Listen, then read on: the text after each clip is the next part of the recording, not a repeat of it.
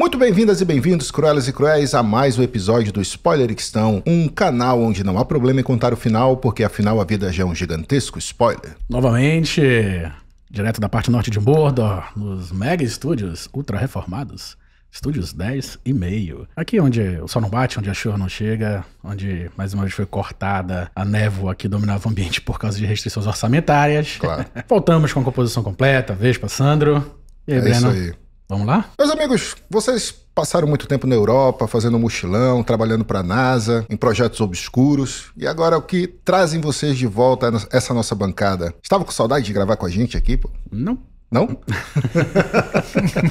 Com certeza, muito obrigado, estamos aqui de volta. Viemos falar sobre o que de melhor a gente achou, né, desse ano que passou, e muito feliz de estar aqui de novo. Pois é, 2023 foi um ano meio xoxo para o audiovisual, eu achei. Não sei se vocês tiveram essa impressão. Talvez pro audiovisual, séries e filmes, né, mas por exemplo, para games foi um ano espetacular. Mas e aí? A gente vai elencar cada um que foi que mais impactou positivamente em 2023? Quer começar, Renato? Pode ser, mas eu vou passar a bola pro Sandro que ainda não falou. É verdade, mestre.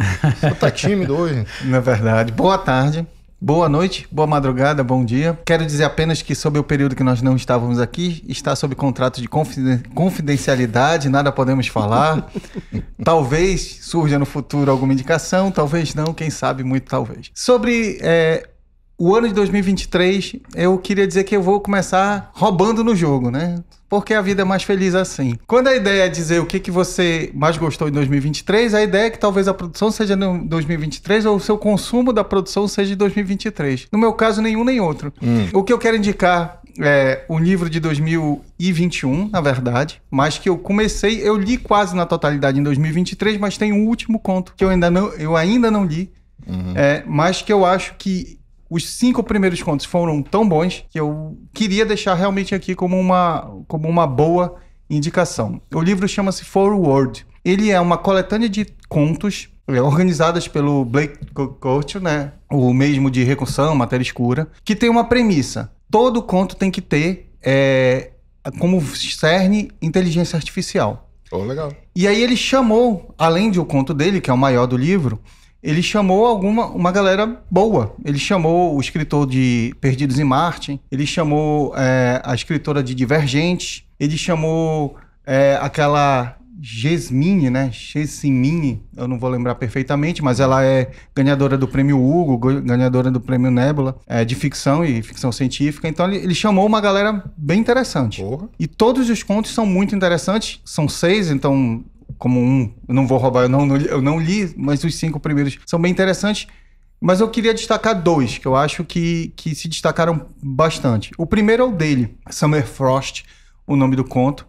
E a ideia é o seguinte, uma empresa de games está preparando sua nova versão de um determinado game, e eles identificam lá que um NPC do jogo, ele tem uma movimentação esquisita. Ele vai todo o tempo para a fronteira do jogo, aquela parte onde quando você está andando em mapa aberto, né? Ali diz, tá vedado, chegou na fronteira do jogo, do mundo do jogo. E aquele NPC todo o tempo ia para lá. E aí destacaram uma técnica, uma programadora, para começar a melhorar a programação daquele NPC para que resolvesse o problema. E aí ela se desenvolveu tanto que em algum momento se começou a perceber que aquele NPC tinha uma inteligência, né? Ele começou a desenvolver comportamentos de uma inteligência artificial. E aí se isola aquele... Aí a medida vamos isolar, porque a gente não consegue mais controlar o que ela está aprendendo. E se criou um projeto paralelo. Olha, destacou aquela programadora, você vai trabalhar só nisso, ver onde isso vai levar e o que isso pode ser de bom para a empresa de forma geral. E aí aquela programadora começa a se envolver com aquele projeto e se envolver com a inteligência artificial. Então há já uma discussão do relacionamento, né, humano-inteligência. E aí, claro, tem várias coisas atravessando. A empresa ou o chefe daquela pessoa começa a se interessar em usar aquela inteligência artificial já precocemente, vamos dizer assim. E tem, então, os conflitos naturais. Usa, não usa, atravessa, não atravessa. Que tipo de relação entre o humano e a máquina? Qual é o liame entre humano e máquina? E assim, como é um conto, apesar de ser um conto relativamente longo, é um conto. Então, as coisas às vezes não são tão aprofundadas, mas abre pelo menos interessantes diálogos, interessantes raciocínios a partir daí, provocações a partir daí, né? Então, sem dar muito spoiler, mas eu posso dizer, por exemplo, que a programadora começa a se questionar se ela se apaixonou pela inteligência artificial. A inteligência artificial é tratada no conto como não binário, então o artigo é elo, né? E apesar disso, há uma discussão sobre se eu estou apaixonada ou não pela inteligência. Que puxa um pouco daquele filme Ela, né? Sim. E o uso que essa inteligência vai fazer desse sentimento. E aí tem, claro, um post-tweet no final, mas é uma discussão interessante e eu gostei do fio condutor, porque ele sai de uma coisa aparentemente básica, que é um NPC de jogo, e vai discutir bem interessantemente a inteligência artificial e as relações. Apesar de ter uma questão de um final e da possíveis consequências da inteligência artificial, é um conto que discute basicamente emoções, sensações e a percepção sensitiva do que é humano e do que não é humano. Pô, legal. Diferente do segundo conto. O segundo conto chama Pele Sensível, que é escrita por uma ativista negra americana. Ela é, inclusive, colunista do New York Times, mas já escreveu livros e tal, já foi premiada. E a história é diferente, ela já tem um cunho mais político. A história começa com uma inteligência artificial corporificada, um robô, um androide com inteligência artificial, que é enviado para um outro planeta chamado Telos. A história é o seguinte: há muito tempo a civilização atual vivia nesse planeta chamado Telos, e porque todos os recursos ambientais estavam em esgotamento, essa população se mudou, pegou os seus principais, a sua elite, e enviou para outro planeta. E muitos séculos depois, aquele planeta está estável, mas eles querem voltar para Telos, querem ver como é que está a situação em Telos, né? Então eles saíram um pouco antes do que seria o previsto para o caos e agora estão querendo voltar. Então, olha, lá deve estar arrasado, mas a gente quer ver. E se eu não me engano, eles estão atrás de água ou algum outro substrato biológico. E aí eles mandam essa inteligência artificial. O que é interessante no começo do livro é o seguinte, do conto, é que toda a história é contada a partir de um diálogo onde você só ouve a voz de quem está remotamente. Então, todo o tempo é aquela voz da inteligência humana conversando com aquele androide, com aquela inteligência artificial, dando as ordens e as orientações. E embora fique claro pelo diálogo de que há uma resposta, a resposta não aparece no conto. Você está todo o tempo subentendendo a resposta. Então, não, isso não é como você pensou, não. É dessa forma. Não faça isso. E aí, por consequência, a gente não está vendo in loco Telos, né? A gente está vendo o interlocutor do Android, que está no planeta para onde eles se mudaram. E aí esse interlocutor começa a gente intui que ele começa a fazer perguntas contestadoras através das respostas. O conto vai se passando através da surpresa, porque quando ele chega em Telos, o que era para ser um planeta que devia estar acabado, está com uma sociedade em equilíbrio. Sociedade não humana. Não humana. Essa sociedade que, em tese, ia entrar em caos, quando aqueles saíram, eles se reorganizaram socialmente. O planeta se reorganizou. E conseguiram solucionar os problemas do planeta. E aí, há uma contestação, né? Mas como era para estar acabado, vocês me disseram que esse planeta... Quem foi que saiu? Quem foi que saiu de Telos? A Elite. A Elite. Ah, tá. É por aí, já antecipaste. Então... Mas é a Elite mesmo, né? O cara que... pensa que é. Que financia o Jeep Renegade de 60 vezes. Exatamente. Uou! Compre 24 prestações a caneca dele. Enfim. Como é que tu soube? Enfim, e aí a inteligência artificial vai começando a contestar tudo que faz. E existem diálogos muito duros. Duros mesmo. Vou dar um exemplo. Mas essa sociedade não considera os preceitos mais básicos de eugenia. Ou seja, eles se misturam, eles não se separam, eles não separam os bons deles, né? A partir desse diálogo, a missão dessa inteligência artificial, que era trazer aquele recurso biológico em falta, ela começa a contestar. Em algum momento do conto, a voz que era só a voz, e eu acho que isso é intencional, né, para discutir, a voz que era só a voz da elite, daquele ser pensante humano que está lá fora, começa a dialogar com uma voz da inteligência artificial que começa a aparecer o discurso dela. Então, em algum momento, o que era um discurso uníssono, só a voz de quem mandava, começa a ter um debate claro ali. Até que a gente vai chegar no cúmulo do conto, que ele vai ter que tomar uma decisão e aí a gente não vai dar o spoiler. Apesar de ser spoiler, então, acho que para conto quebra muito. Sim. A discussão é essa sociedade... o que aconteceu com essa sociedade quando os iluminados saíram dela e como a gente vê ela de fora. Acho que o conto às vezes fica um pouco purista demais, ingênuo demais nessa visão, mas acho que o debate que ele abre é bem interessante, é bem legal. E apesar de ser um conto de ficção científica, não é só ficção científica. Então acho que é bem legal. Como as boas ficções científicas, né? Geralmente elas não são só ficções. Exatamente. Né? Tem um outro que é sobre escolha genética, né? Então, a história de uma pessoa que vai fazer inseminação artificial, mas chegou num nível muito grande. É um pouco o Gataca da vida. Interessante também. E tem um outro que seria o terceiro para terminar, que eu acho muito, muito interessante, que foi escrito pela que escreveu Divergente. Me fugiu o nome dela, aquela série Divergente. Sim. É a Chama Arca, o conto. A população, o mundo está se esgotando biologicamente, a população descobriram também que vem um meteoro se chocar com a Terra, a população massivamente quem tinha que ir eles já mandaram para fora e ficou apenas um pool de cientistas cuidando para embarcar em arcas aquilo que geneticamente ou biologicamente era interessante levar para o novo mundo. E o conto é a convivência desses cientistas que sabem que estão a risco de morrer, porque estão muito próximo do caos. Existe um plano de fuga, mas existe toda aquele conflito, né?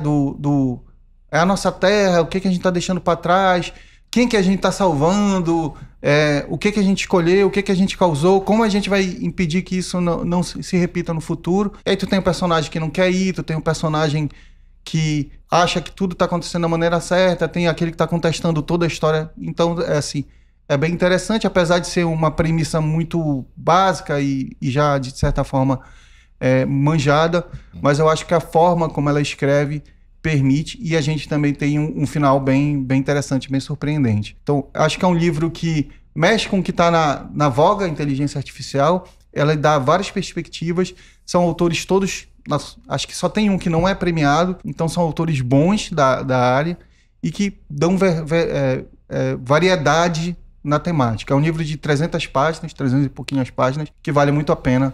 Então, para mim é o destaque de 2023. Pô, Já tá na lista aqui. já pai. tá na lista. Já tá. E aí, meu amigo Vespa, você que trouxe uma lista quilométrica para o nosso... Ele trouxe a lista dos 10 melhores filmes de filosofia iraniana, mas do ano.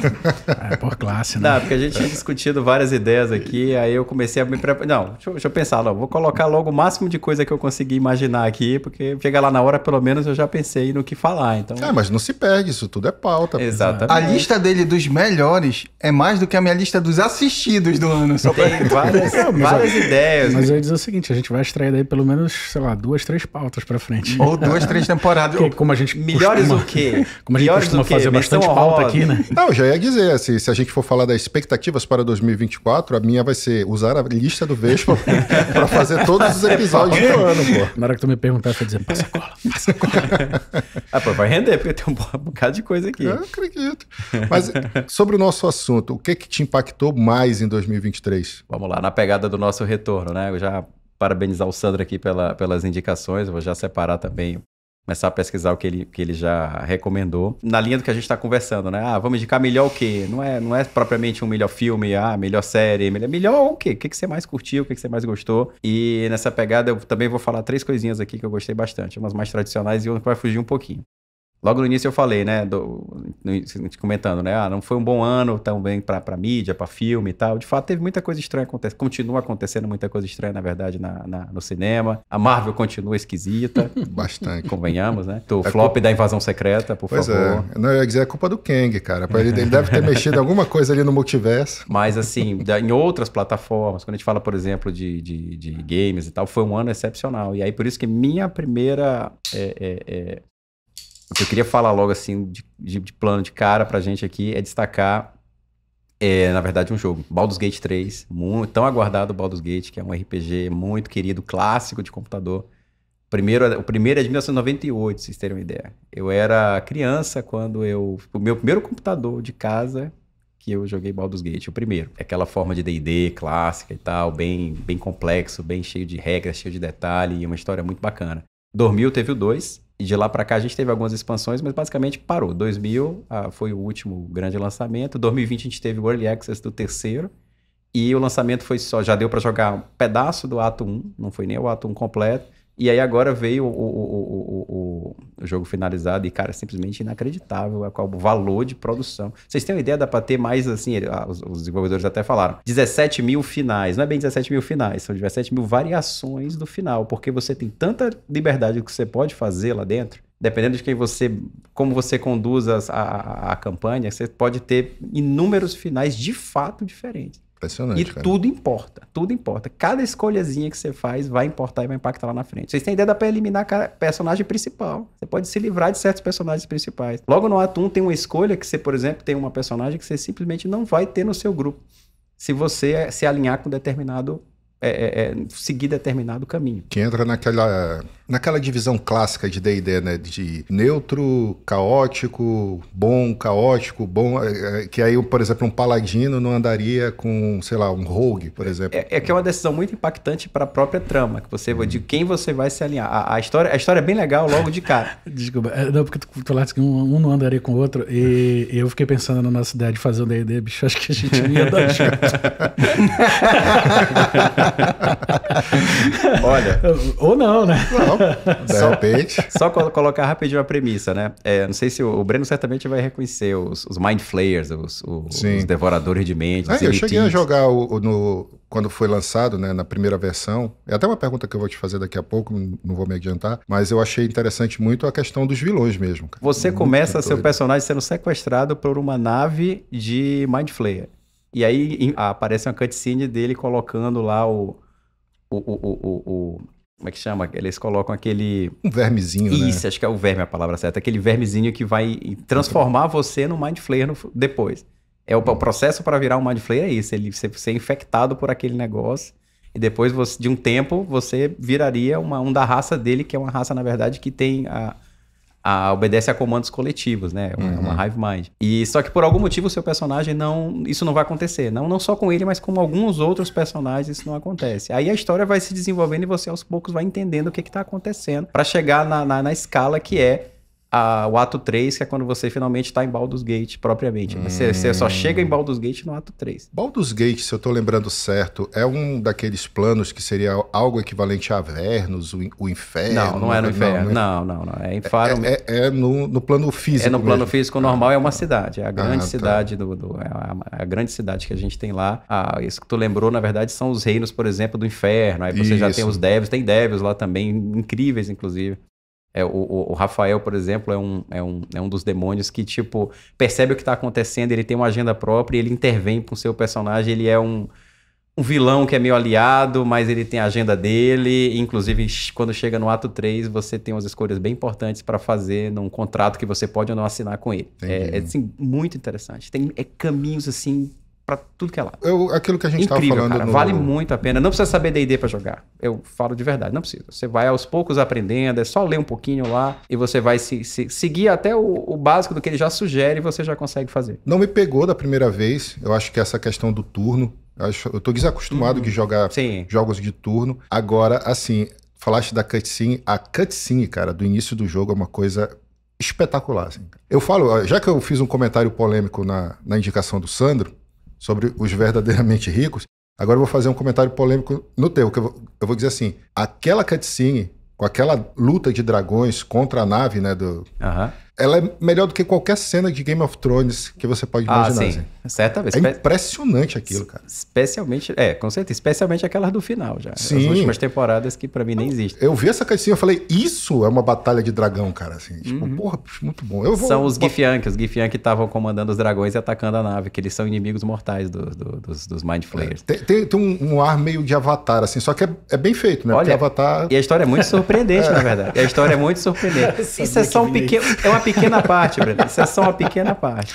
Vale muito a pena. O fato de ser de turno, na verdade, vem naquela pegada de você pensar e raciocinar taticamente o campo de batalha. Eu acho que isso que me faltou quando eu joguei. Porque você faltou essa paciência. Tu sabe, o mago você tem que preparar o que ele vai usar. Você tem que primeiro selecionar, o mago aprende, o clérigo você seleciona, que você tem opções demais para você escolher. Então você tem que saber como montar o grupo para poder fazer frente ao que vai acontecer. Então esse é o desafio do D&D. Como eu já conheço o D&D de muito tempo, eu já sei mais ou menos qual é a estrutura que um grupo deve ter. Você tem que ter o guerreiro lá na frente para segurar, você tem que ter o clérigo, você tem que ter o mago. Geralmente eu sou um mago, eu escolhi um Warlock.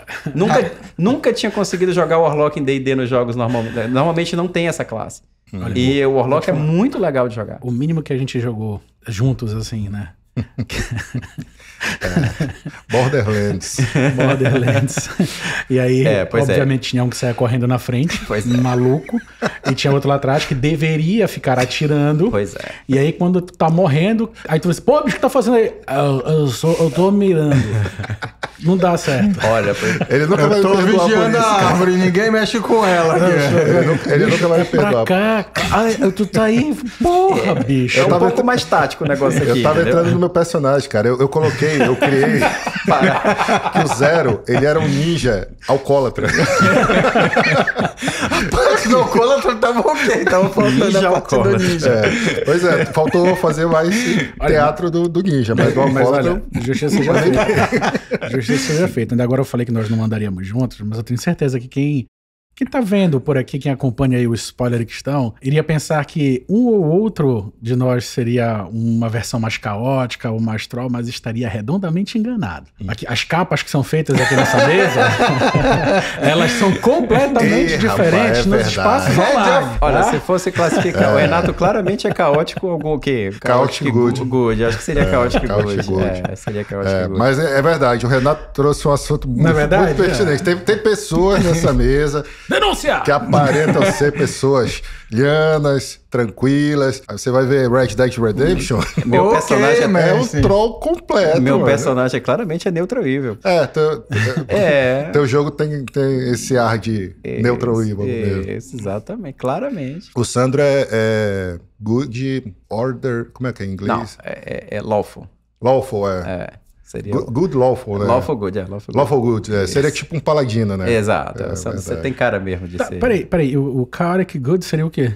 O cara pode ser um bárbaro. Um bárbaro, pode ser um cara do bem, mas é completamente desorientado, um malucão, um anão. O Berserker, ele é a tradução do Chaotic Good. As raças lá estão incríveis para escolher. Você tem, não é só o humano, o anão, o elfo, não. Você tem todas aquelas variações do D&D, tem até o Azimar, que são raças celestiais, né, que tem atributos diferentes. Dá pra ser muita coisa legal, cara. É mesmo, até essa raça tá... Eles colocaram na versão final.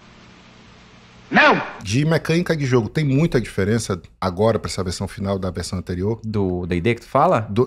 Não, eu digo do Baldur's Gate. Tem. Eles melhoraram algumas coisinhas, ficou mais suave. Tava algumas coisas mais truncadas mesmo no primeiro, ficou um pouquinho mais equilibrado. Olha, podia rolar essa Os rolls ficaram mais fáceis, pra você entender também. Melhoraram bastante, eles pegaram muito feedback. Foi 3 anos, cara, de desenvolvimento pra terminar. E o estúdio não é um estúdio grande, né? Não, assim. o Larian já é bem consolidado porque ele já quem fez o Baldur's Gate é o Larian Studios. Ele já tem vários sucessos, na verdade, na carteira. Mas não é assim aqui, tipo, não é uma Rockstar da vida, né? Não é. Mas, por exemplo, de RPG os caras entendem. Eles fizeram um RPG bem revolucionário na época, que foi o Divinity, especialmente o Divinity 2, Original Sin. Foi um dos primeiros, assim, que jogou muito com o ambiente. Pra vocês terem uma ideia, eles trabalham muito com isso. Você tem lá você usa uma magia de jogar óleo no chão, aí depois você pega a magia de fogo, taca lá. Aí explode tudo, o ambiente começa a ser afetado. Isso eles trabalham já desde do Divinity. E isso tem aqui também. Tem também no Baldur's Gate. Eles trabalham muito com o cenário, com o ambiente. Tem até um glitch que o pessoal explora no Divinity, que era tipo assim, eles pegavam um baú, enchiam de item, o baú ficava pesado pra caramba, aí o personagem botava no inventário, jogava o baú no inimigo. Aí o jogo calculava o dano com base no peso que eles tinham colocado lá. Então, tipo, virava uma arma mortal. É como se você pegasse uma montanha e jogasse na cabeça do... Enfim, o pessoal brincava com a mecânica da física, né? Que eles colocaram lá. Realmente, o Baldur's Gate é incrível, sensacional. E eu falei do Devil aí, do Rafael, que é muito um personagem importante.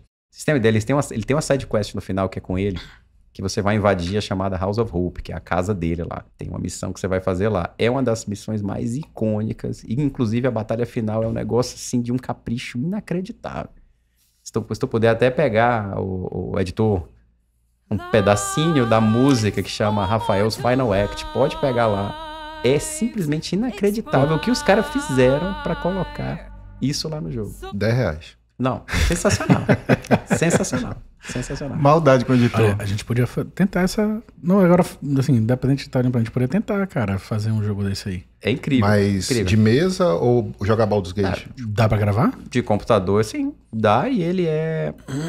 E ele tem co-op. Pois é, porque ele tem co-op. Tem co-op. De várias E bem pessoas, feito, inclusive. inclusive. Na verdade, eu vi o pessoal do Jovem Nerd, né? Sim, eles Achei fizeram o bem iniciozinho lá. engraçado, assim. Inclusive, a gente tá Zero basicamente no time que eles fizeram lá, né? Que era o Mago, que era o Jovem Nerd, né? Tinha o Guerreiro lá, o cada um Bárbaro. criou o seu lá, mas normalmente a gente usaria um dos personagens da história porque tem a influência na própria história, né? Eles têm as suas quests pessoais, que vão se arrastar até o final. Cara, a gente podia tentar Entendeu? fazer essa Bem parada, legal, cara, bem legal. Eu bem gosto, legal. eu gosto Então, da ideia.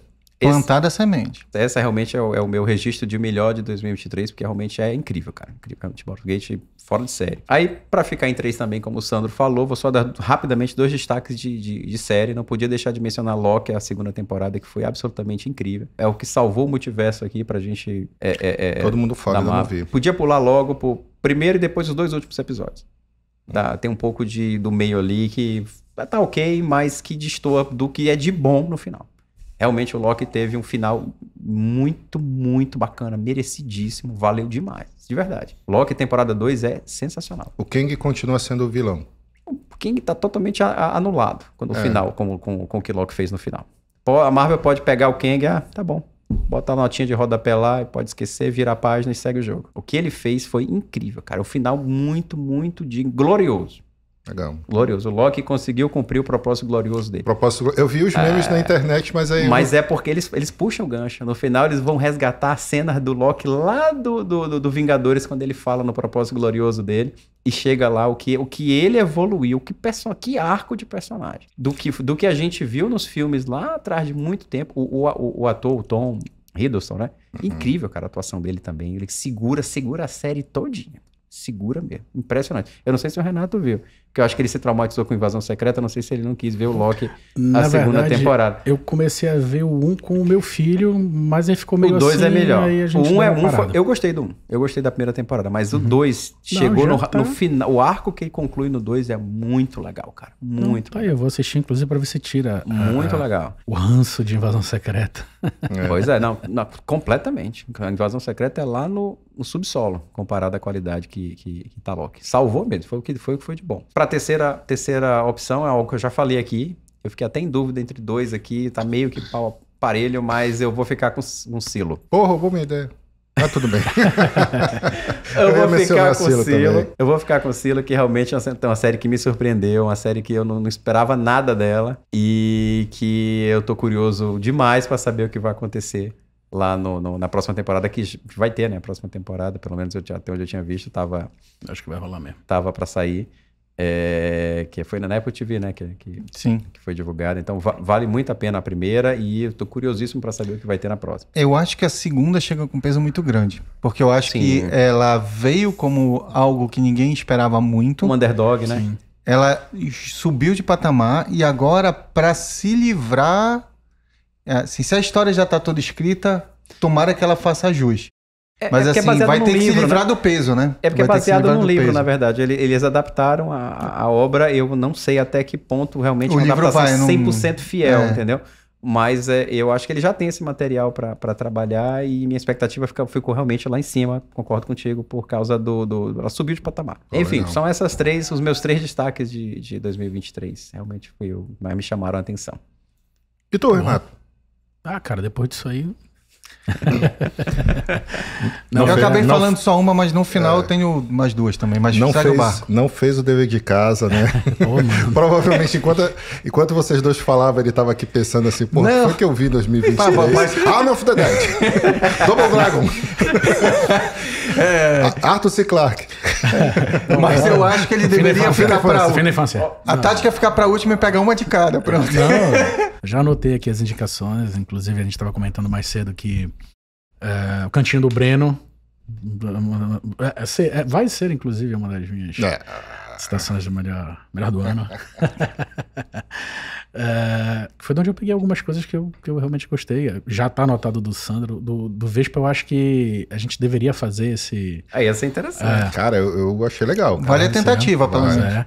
Dá pra fazer, eu acho que dá, desde que seja de madrugada. Nem que seja pra ensinar o básico, Não, pois é. pra passar o básico. A gente fala com a TI lá do trabalho pra ver se ele desbloqueia. A ver se dá pra instalar. Opa, tá gravando? Opa. É o seguinte... Pra mim, cara, 2023, vocês sabem que eu escuto bastante podcast, né? Então... tem um em especial, na verdade 2 em especial que eu citaria aqui, o História FM e o 11 Supremos. História FM, obviamente, sobre história, e tem 2 episódios sensacionais. É do pessoal do Leitura Obriga História. Leitura Obriga História. Eu conheço o Iclis. YouTube deles. Do Iclis, né?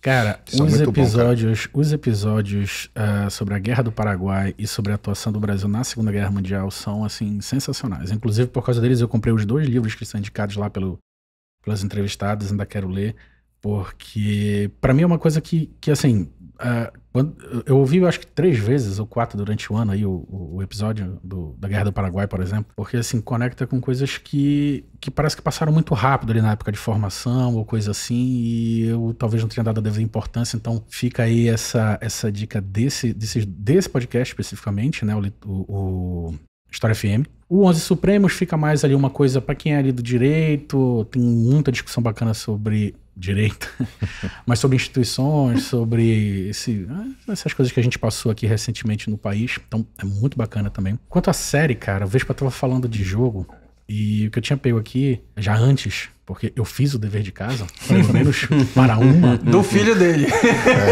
É verdade, porque eu lembrei vindo pra cá, assim...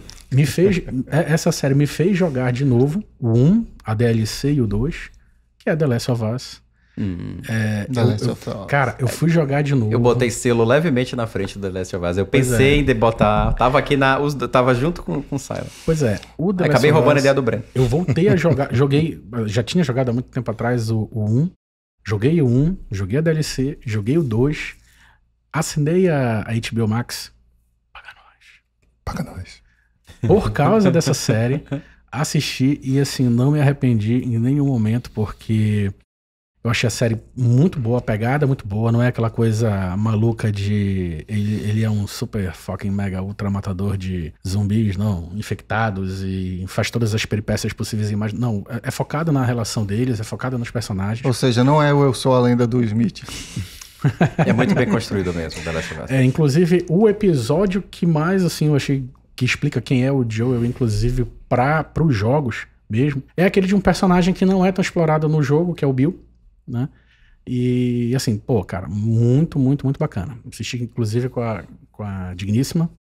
Gostou também muito, é óbvio que ela não jogou, mas foi muito bom, cara. Eu realmente gostei e tô esperando bastante aí a segunda parte da série. Espero que seja tão boa quanto.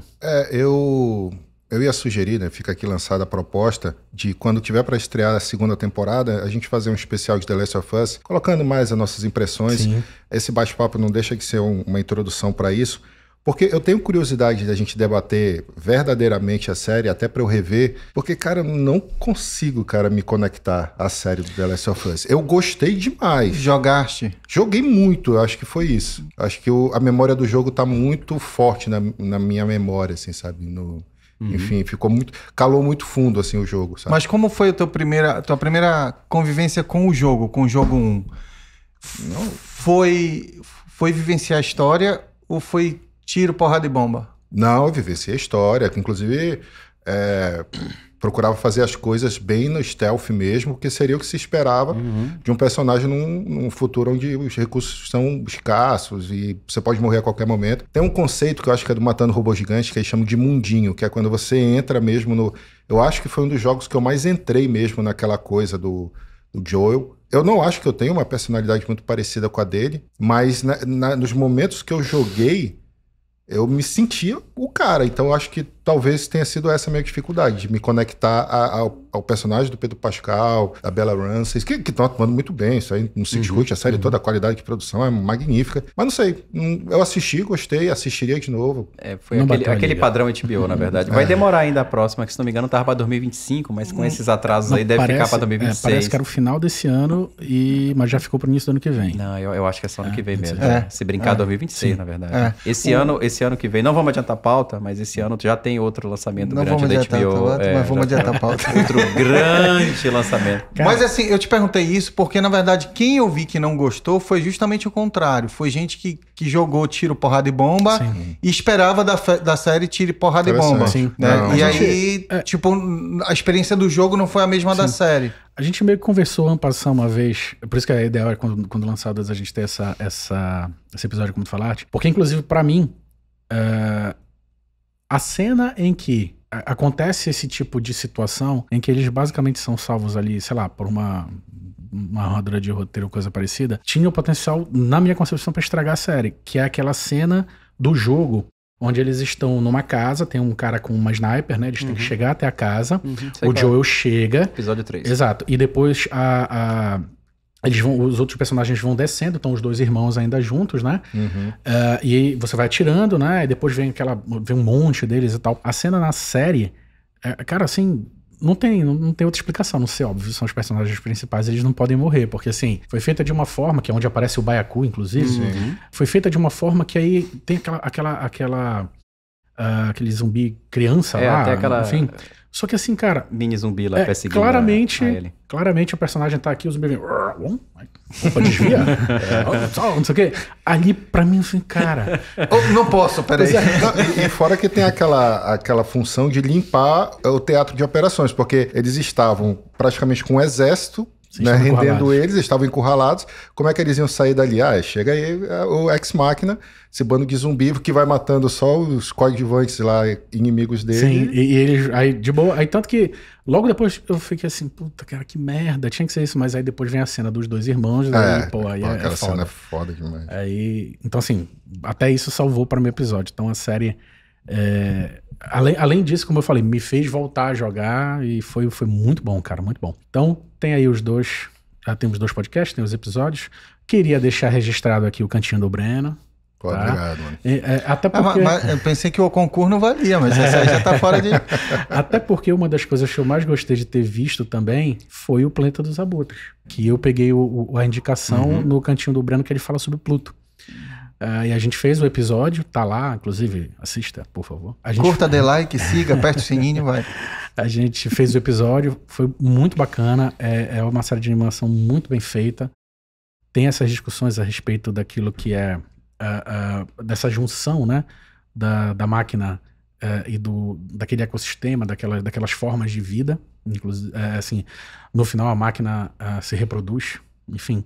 E deixa o gancho pro final naquilo que a gente conversou sobre talvez ali uma seita ou algo religioso ali que pode chegar para uma segunda temporada, talvez. Então, assim, também deixei essa indicação porque foi muito bacana, assim. Foi umas coisas que... E uma última coisa, cara, a gente tava falando sobre o livro, eu acho interessante, como eu falei ali do História FM, 2 livros eu achei muito, muito bons, assim, sobre a nossa história. O Homem dos Pedalinhos e o Holocausto Brasileiro. Tá? Holocausto Brasileiro, pelo amor de... Pesado. É só pra quem tem estômago, tá? Pesado. É pra quem sabe que a vida não é florzinha só. Mas ali, assim, cara, na nossa realidade, ali no interior de Minas, mais uma experiência de quando você retira a humanidade dos outros, o único caminho possível é a barbárie.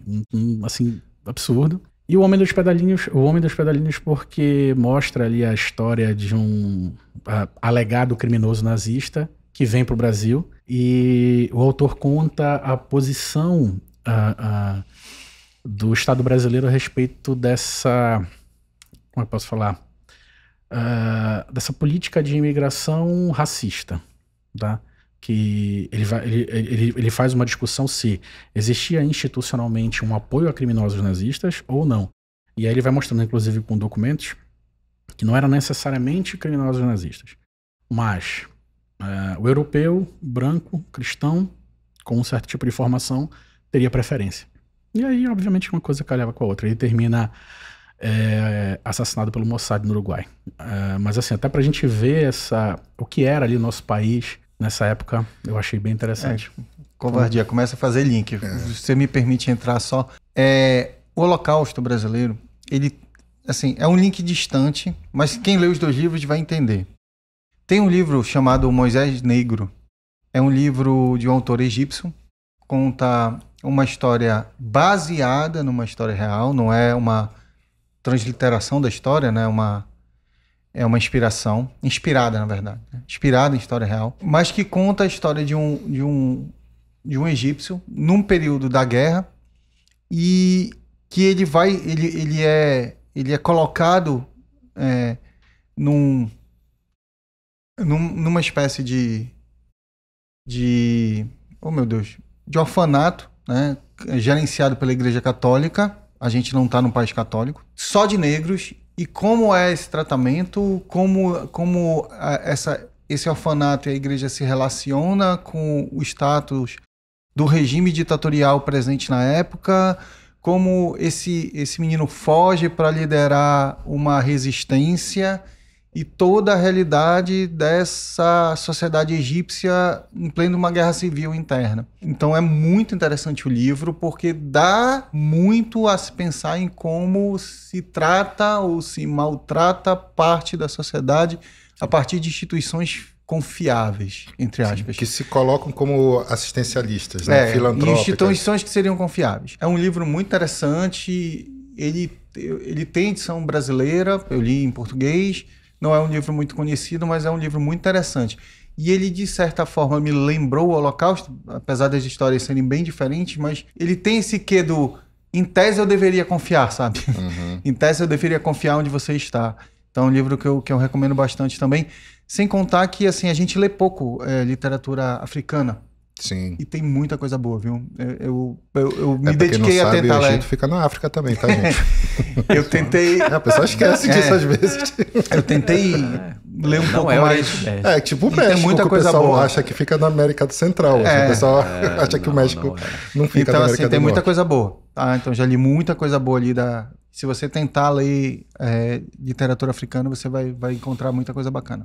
Eu achei interessante esse link que tu trouxeste, porque ele me fez lembrar de outra coisa. Vou fazer só uma menção rápida, até porque faz muito tempo que eu não leio esses textos, mas existia um questionamento. A gente, como brasileiro, tem uma cultura de tratar Madre Teresa de Calcutá como sinônimo de uma pessoa benevolente e tudo mais. De fato, ela fez várias obras filantrópicas. Eu não vou querer polemizar, é só porque essa questão do orfanato no Egito aconteceu muito em Calcutá. Existem muitas e muitas denúncias, algumas delas, inclusive, foram levadas até o Vaticano na época em que ela estava em vias de ser beatificada ou canonizada, não sei bem o que o Vaticano decidiu, de que... existia ativamente da parte dela uma tentativa de deixar os pacientes sofrendo, recebendo só apenas cuidados assistencialistas básicos, porque ela acreditava que o sofrimento era redentor. Então tinha uma questão ideológica, né, na conduta dela, e muitos pacientes que entraram lá, por exemplo, com doenças mínimas, acabavam morrendo. Os cuidados eram terríveis. É uma questão dogmática. E aí, pra gente sair para ficar mais leve, sair para um exemplo clássico que talvez fique mais fácil para o nosso público lembrar, Código da Vinci. Você lembra que quem era aquele homem manco que agia pela igreja, ele fazia autoflagelação? Sim. Porque era um dogma em determinada época do século XVI, XVII, era um dogma da igreja que o sofrimento era redentor. Isso. Né? Então, a gente está falando aí de uma realidade histórica. Existiu um momento histórico em que aquilo era defendido como dogma da igreja, que o sofrimento era redentor. Inclusive isso não é um ataque à Igreja Católica e nem sequer um ataque à Madre Teresa de Calcutá, porque, de fato, ela tem várias ações comprovadamente positivas na região dela, mas tem essa questão também, né? Então, achei interessante fazer esse triângulo aqui de Holocausto brasileiro, o livro egípcio, e eu lembrei dessa questão da Madre Teresa de Calcutá. Essa mesa é divertida porque a gente viaja rapidinho para pontos bem diferentes, mas é isso que é divertido. É verdade. Olha, e uma última menção honrosa, o livro que tu indicaste, acho que é Relatos de K, eu acho que é isso, eu não lembro agora exatamente o nome, daquele pai judeu que tá procurando a filha que desapareceu durante a ditadura. Os relatos dele, todo ali o desenvolvimento do que ele, desde o desaparecimento, o que ele vai buscando, tudo, assim, até as crueldades que eram feitas em relação a ligar pra lá, pra casa dele e dizer que, olha, aqui nos Estados Unidos a gente viu isso ou aquilo, fazendo também Essa é uma história real? Sim. Cara. Sim. Quem escreve, salvo engano, é porque o personagem central é o pai, mas se eu não me engano o autor é o irmão. É o irmão dela. Foi o Sandro que me indicou, assim, e, cara, eu costumo pegar de todos vocês aí as dicas. Então, inclusive, eu queria dizer que o melhor de 2023 é o Spoiler que estão. Exatamente. Era a minha resposta.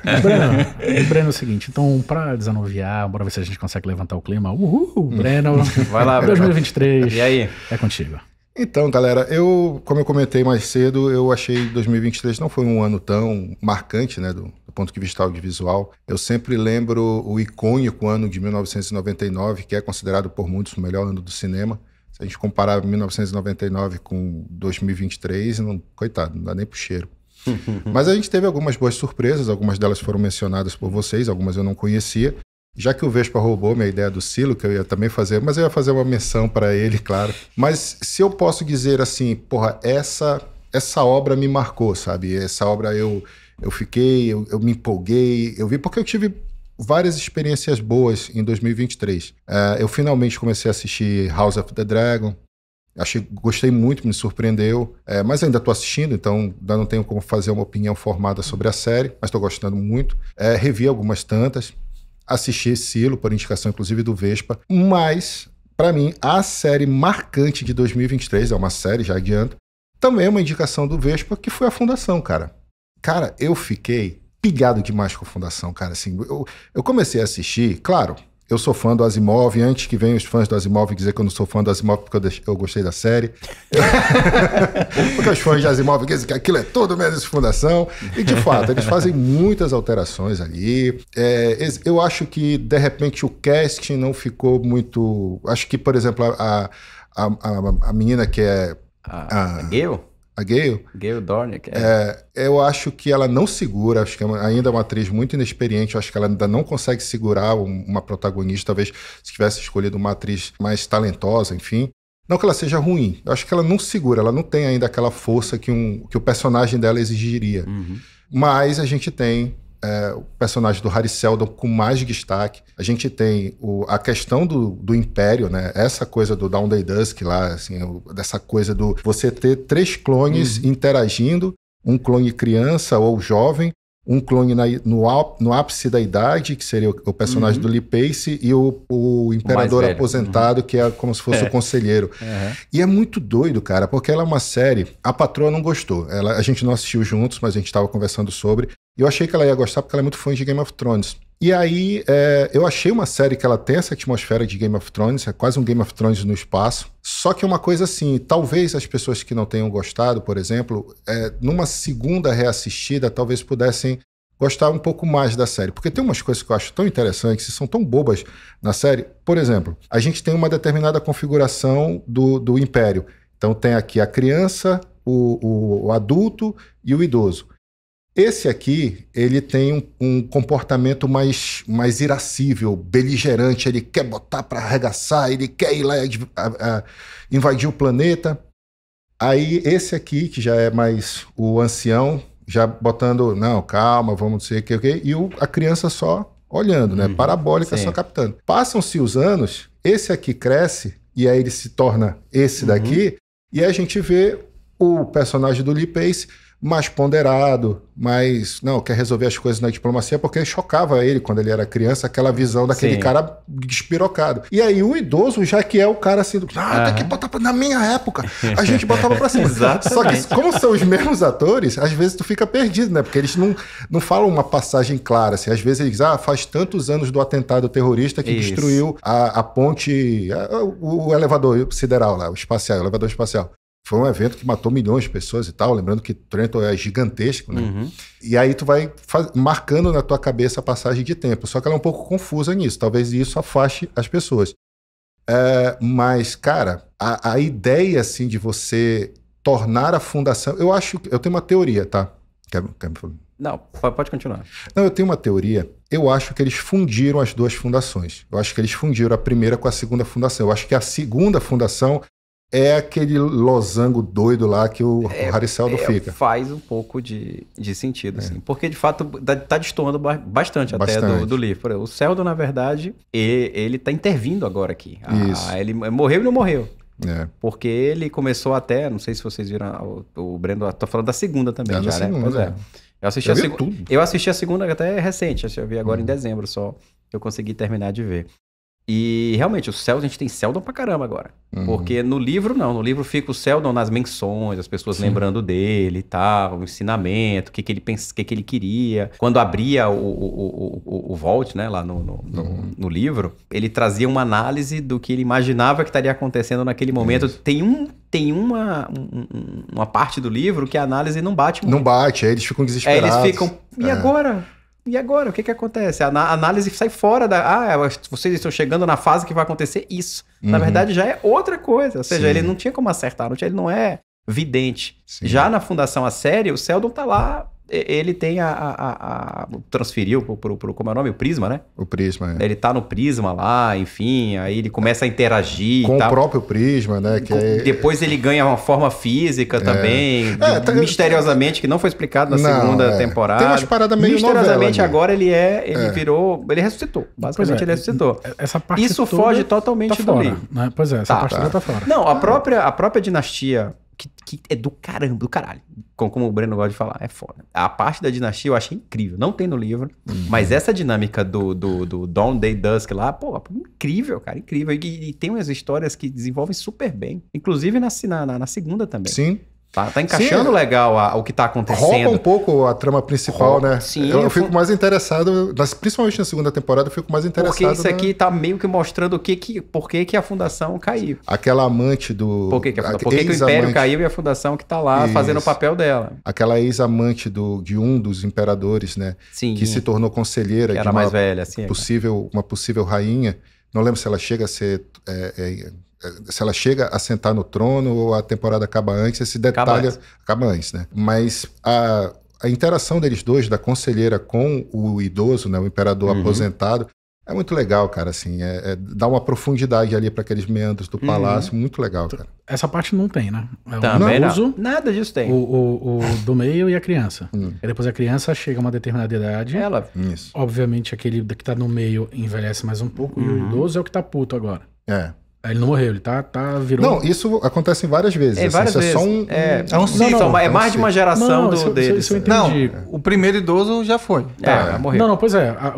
Quem faz o idoso? Digamos, você faz as vezes do idoso, mas é que assim, ele vai mudando também o temperamento dele, foi isso que falaram. Sim. A atuação dele muda conforme a geração que ele tá falando. Não.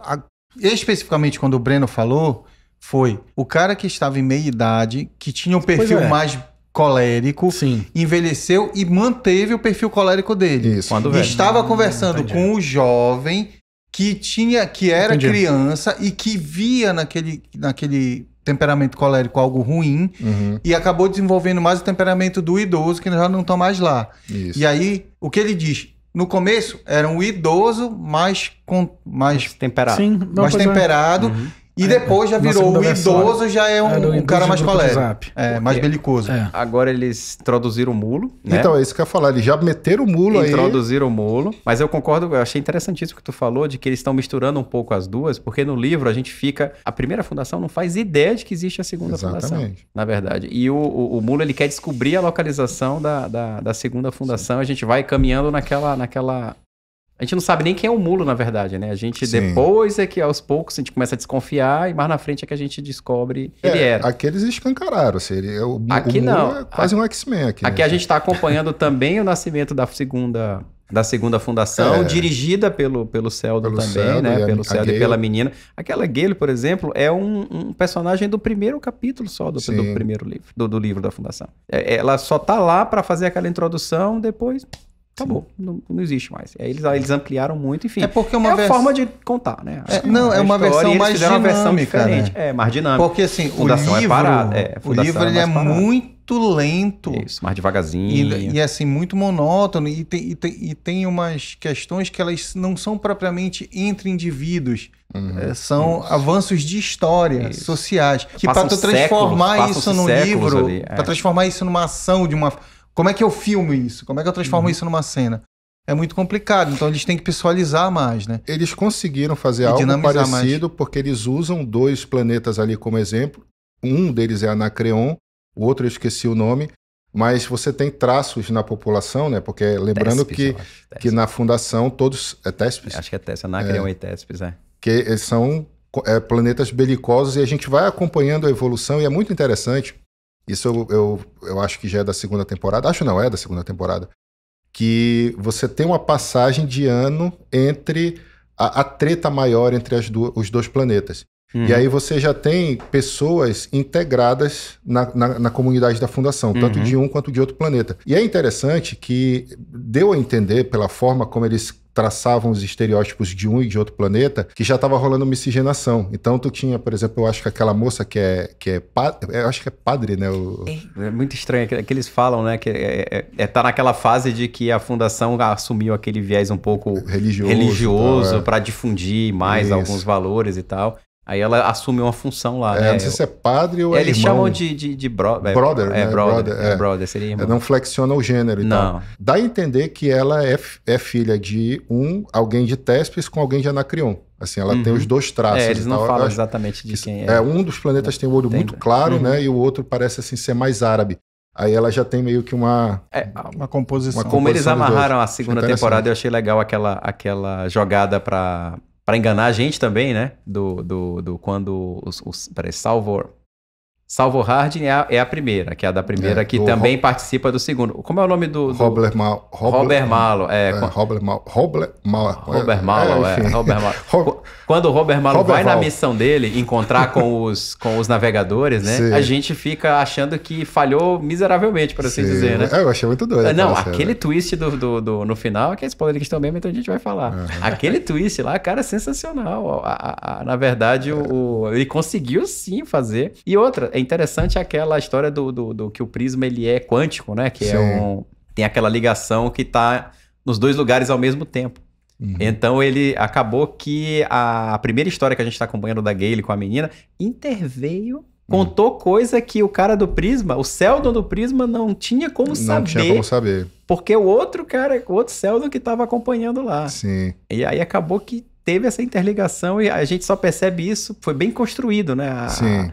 A forma como isso aconteceu foi bem revelada e bem construída pra gente. Achei super, super legal. Eles dão uma viajada lá, né, com essa questão, se a gente não prestar muita atenção, porque é muito engraçado. Por um lado, ela parece ser muito, muito profunda, né? Ela aprofunda várias questões, de fato, mas por outro, ela parece meio novelesca, assim, acontece umas reviravoltas que tu fica assim pensando assim, pô, eles só estão querendo segurar esse ator aí, né? Que claramente, assim, o Seldon tinha que morrer em algum momento da série, isso tinha que acontecer para a fundação da fundação, mas eles precisavam ficar utilizando o ator. O ator só assinou o contrato se ficasse pelo menos 3 temporadas. Não, e o ator é muito bom, na verdade. Exatamente, isso que eu falei. Aquele ator é muito bom. É bom. Ele segura pra caramba. Ele segura. Ele tá assim... Tem uma questão que aí entra um pouco... Eu conheci ele no Chernobyl. Eu não conhecia muito do trabalho dele antes, né? Mas Chernobyl eu já achei incrível a participação dele. Ele é um dos vilões mais legais de Fringe. Assim, Fringe a gente acha, né? Mas do Fringe é verdade. Ele também tá em Fringe. Eu acho que, inclusive, da última vez que eu revi Fringe, sem querer desviar do assunto, mas eu acho que no final... Eles desonram o personagem. Eu não sei se tu te lembra desse detalhe. No final, já... 5ª temporada. Eu acho que é da 5ª mesmo, assim. Ele fica quase como um joguete do William Bell. Ah, é verdade. Eles dão eles baixam a importância, né?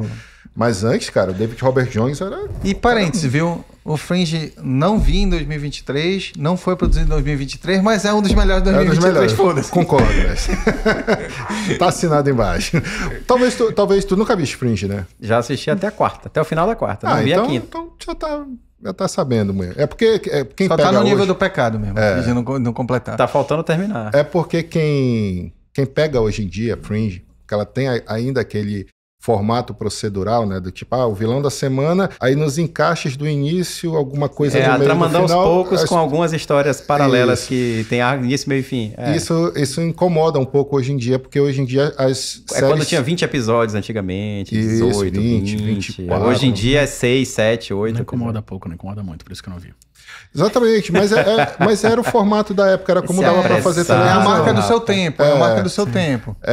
Hoje em dia, Fringe seria completamente diferente. Inclusive, eu espero que alguém, se estiver nos assistindo, e se for possível, recorte aí os trechos das tramas de Fringe, faça uma colagem grande e faça com outro formato, porque às vezes é chato realmente. Às vezes eu digo, caso da semana.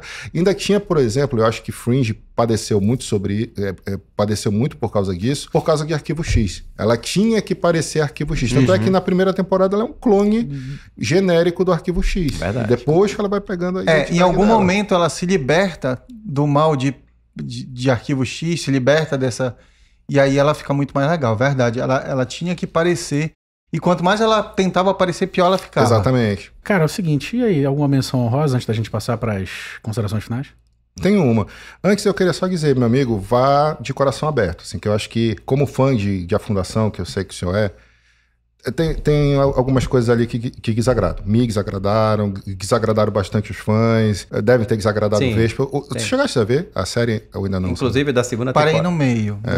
Da segunda temporada, acho que chegou no terceiro episódio, eu achei mais arrastado. Mas eu continuei vendo e realmente a série melhora no final. Ela é meio irregular, mas o que ela tem de bom... A palavra é essa, irregular. O que ela tem de bom, ela tem Compensa. de bom, assim, sabe? Compensa. É muito legal. Sobre a menção rosa, eu queria falar pano rápido, assim, sobre uma série que eu comecei a rever em 2023, pretendo terminar agora em 2024, que é a Jin. É um anime, né, que foi baseado num mangá, que é um mundo parecido com o nosso, tempos atuais, mas que alguns indivíduos, por alguma razão que não fica muito bem explicado, pelo menos até esse ponto da série não ficou, eles são imortais. Pode ser qualquer um. E a pessoa não sabe que ela é imortal até o dia que ela morre.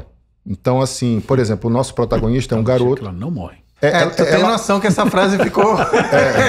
que soou estranha, né? Parece ser aquele... Não, mas eu entendi o que ele quis dizer. Até o que seria a morte dele, aí ele, na verdade, devia ter morrido e não morreu. Não, a frase foi ruim. É a Jin com J. A Jin com J. A J e N. Até o dia Tu quer ele realmente não que morre. uma frase dessa seja dita nessa mesa e a gente fique calado? Não tem condição. Eu me senti aquele parlamentar, não lembro se é deputado, se é vereador, que ele falou que fulano acordou morto, né? Virou até meme. Mas tem uma razão para eu ter falado dessa forma, porque de fato ele morre. Só que, inclusive, eu acho que tá errado dizer que eles são imortais. Eles morrem, só que eles ressuscitam. Então, isso cria todo um plot muito foda pelo seguinte: qualquer pessoa no planeta, se você falar assim, olha, você é imortal, ou você vai voltar à vida se você morrer e tal, seria encarado como uma felicidade. Mas isso aí é uma fonte de profundo sofrimento para essas pessoas. Porque, primeiro, eles começam a ser tratados como não humanos. Inclusive, tem esse plot do início do filme, que o nosso protagonista tá na escola. E assim, tem comentários super preconceituosos, do tipo, as gente não são pessoas, são coisas menos que gente, coisas do Coisas tipo. que a gente nunca ouve na vida real. Na vida real nunca ouvimos. Né? Tá. E aí ele é atropelado, ele morre, descobre que é um agin, e aí as pessoas já começam a perseguir ele, porque a polícia vai pra cima. Pra resumir a história, todos os agins acabam presos quando descobertos. Existe uma narrativa que é colocada para a população de que eles são perigosos, mas eles são basicamente uma pessoa normal, só que com essa característica, que lembra um pouco aquela coisa dos X-Men, sabe? Só que no caso dos agins, tirando uma espécie de espectro que segue cada um deles, eles são pessoas normais, eles não têm super força, eles não têm nada, assim. O que acontece com um deles, que é um personagem bem interessante que eu vou mencionar pano rápido daqui a pouco, que eles começam a ficar mais dessensibilizados. Porque se eles se cortam, eles sentem. Eles são pessoas normais, eles sentem dor, normal. Entendi. Só que quando eles morrem, eles voltam. Então o que acontece? Eles passam a ser usados na na real mesmo, tirando essa narrativa pública, para diversas pesquisas farmacêuticas. Eles inoculam vírus, eles inoculam armas biológicas, a indústria bélica usa eles como basicamente saco de tiro, ou fazem experiências. Tem uma coisa que acontece com o protagonista, que eles estão testando os limites da dor dele, que em algum momento ele é capturado, isso é logo no início da série, e eles arrancam dente, arrancam o olho, isso nunca aparece, a série também não é tão gore esse sentido, mas a gente sabe o que ele passou, porque ele menciona quando ele consegue fugir de lá, ele consegue. Quando ele morre, volta tudo? Então, arranca dente, arranca... A coisa é a seguinte, se ele não morrer, ele é um ser humano normal. Se vai arrancar o olho, vai ficar sem olho. Se arrancar o dente, vai ficar sem dente. Se arrancar o braço, ele vai ficar sem braço. A morte é meio que um respawn. É tipo um respawn, exatamente. Aí se ele morre, aí ele se reconstrói inteiro. Que é inclusive o personagem mais legal, que é um personagem meio dúbio, assim, tu não sabe se ele é vilão, se ele é anti-herói, se ele é herói, que é o Sato, que ele já é um idoso, e ele sabe usar muito bem isso. Então, por exemplo, quando ele invade lá uma instalação militar, os soldados sabem que ele é um Ajin, eles vão pra cima dele com dardos tranquilizantes, porque se ele desmaiar, ele tá vivo. Ele continua. E aí o que ele faz? Tem uma cena muito foda, eu vou colocar, eu não, né? O editor vai colocar, que... Editor? Tamo junto. Eles lançam um dardo que acerta o braço dele. Na mesma hora ele puxa um teçado e decepa o braço dele. Aí acerta no peito, ele puxa uma arma com a mão que sobrou e se executa. Então, assim, ele sabe usar essa coisa do ser imortal mas não ser invulnerável a favor dele, entendeu? Assim, tipo, porque cortou o braço, ele já é meio dessensibilizado. Onde é o respawn point? Onde é que ele renasce? É no mesmo lugar que ele estava? O corpo se reconstrói. Assim, na hora? Na hora, assim, no mesmo lugar que ele estava? Vira umas... porque eu tô fazendo associações a Counter-Strike aqui, porque eu tô achando interessante Não, eu tava lembrando daquele outro filme, que não é Imortal, mas o Tempo Volta.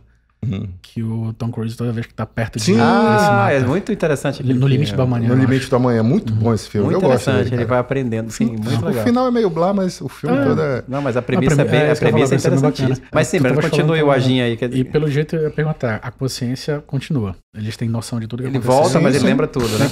É um respawn. Agora sim, tem uma barriga ali pro meio do anime que eu vi que tem na HQ também.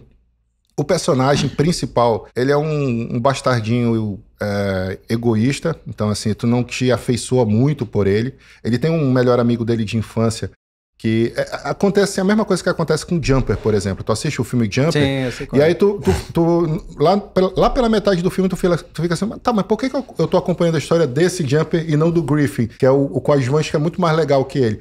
É a mesma coisa do Ajin, assim, a gente vai acompanhando a história desse personagem, desse garoto, mas o amigo dele é muito mais legal do que ele. O Sato, que é esse cara, que é tipo uma espécie de Magneto desse mundo, inclusive tem uma semelhança física, né, um cara de cabelo grisalho, é muito mais interessante do que o protagonista. Isso é o que afasta um pouco. Tem umas cenas, cara, de combate. Ele consegue, sozinho, esse Sato, destruir o grupamento mais foda do Japão, que seria o equivalente a SWAT. Ele sozinho, com uma escopeta, ele consegue eliminar, assim, vários homens, e a cena toda é muito doida. Mas, enfim, fica aqui minha menção honrosa, porque eu voltei a assistir, e detalhe, tem mais uma questão. A melhor música de abertura que eu já vi numa série. A música, assim, a música é muito doida, assim. Eu aprendi a tocar essa música toda, eu aprendi a bateria, o baixo, a guitarra. Olha aí.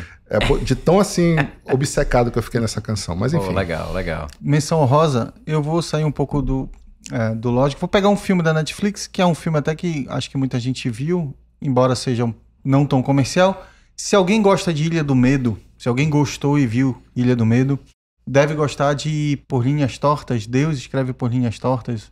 Pô, agora eu vou ter que copiar aqui, vou ter que colar. Editor, põe a cena aí. Eu fiz coraçãozinho, editor. Basicamente é a história de uma jornalista que simula ter problemas mentais para se infiltrar no hospício e investigar mortes suspeitas. E aí, em algum momento, nem ela sabe mais se ela tá maluca ou não tá. As Linhas Tortas de Deus. Pronto, as Linhas Tortas de Deus. E assim, é bem Ilha do Medo mesmo. Então, ele vai te costurando no enredo que em algum momento tá... Sim, mas o que de fato tá acontecendo? Então, acho que é um filme bem, bem interessantezinho pela forma como ele é construído, o enredo. E não é um filme... suspense, eu imagino. E não é um filme americano, então ele dá uma quebrada na hegemonia, assim, né? Por fim, esse eu acho que muita gente deve ter assistido, porque ficou bem comercial. É uma série baseada numa história real na Espanha, que inclusive no Netflix tem a série e o documentário do julgamento. A série chama Corpo em Chamas. É a história do assassinato de um policial, onde a principal suspeita e condenada pelo crime, isso não é spoiler porque desde o começo aparece, é a companheira dele atual, só que ela tem vários envolvimentos, então é uma história assim que você vai tentando entender onde a história chegou. Também é uma série bem interessante, considerando a premissa, né? A gente tá saindo da premissa mais, em tese, bem a cara do canal para uma questão mais de suspense, mas se você, por exemplo, ler livro do Halakamba, que tem muita série da Netflix baseada nele também, você vai gostar. É bem esse estilão, assim. Pô, legal, cara. Tens alguma, mano? Tem, menção honrosa, na verdade. Eu vou fugir um pouco, eu acho que o falar de uma série muito clássica e que um personagem que eu gosto bastante.